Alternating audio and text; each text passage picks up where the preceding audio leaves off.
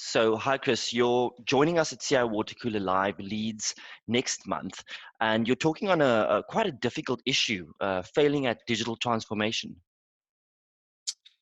Yeah, that's right. I'm going to be talking about the subject that no one really wants to talk about, which is how they failed and hopefully how they'll do things better in the future or have done things better.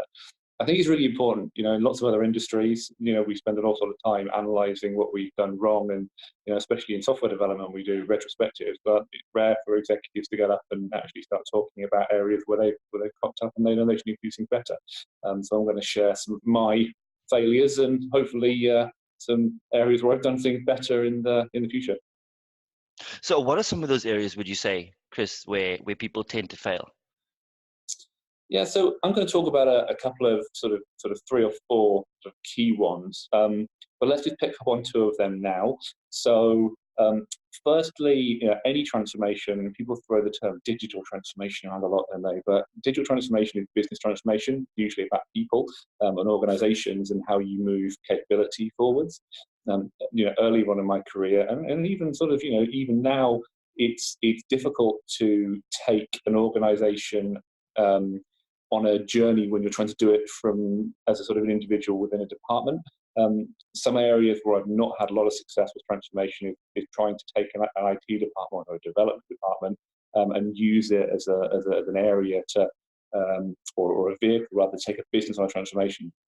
If you're going to really transform a business and a business's ways of working and its products and everything that goes with it, that needs to be led from the sort of the executive board and be owned by the CEO or the leader of that business. So I've got some. I'm going to be talking a little bit about that, and then also I'm going to talk a little bit about some experience that I've had with outsourcing, especially within transformation. Really common for people to take the businesses want to build new things in better ways and give all of that sort of great stuff to sort of an outsourced agency, whether that be offshore or onshore. And agencies are fantastic, don't get me wrong, but if your people, your technologists specifically, your product people, the people in your organization want to work on the cool new stuff, they want to be able to build and hone and sharpen their skills. And giving that new stuff to an external team doesn't build capability within your organization, it builds it within someone else's. So you've got to go through the pain of being able to build that stuff internally and outsource all the legacy stuff that just needs maintaining.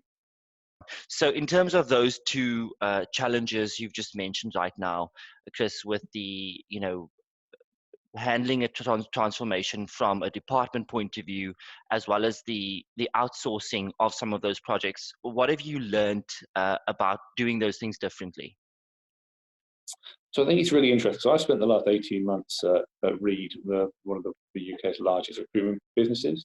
And if you look at technology specifically and digital specifically, there is a real shortage of capability and expertise within the UK, and there's definitely a lack of quality people in the market. And those quality people want to work on exciting organisations,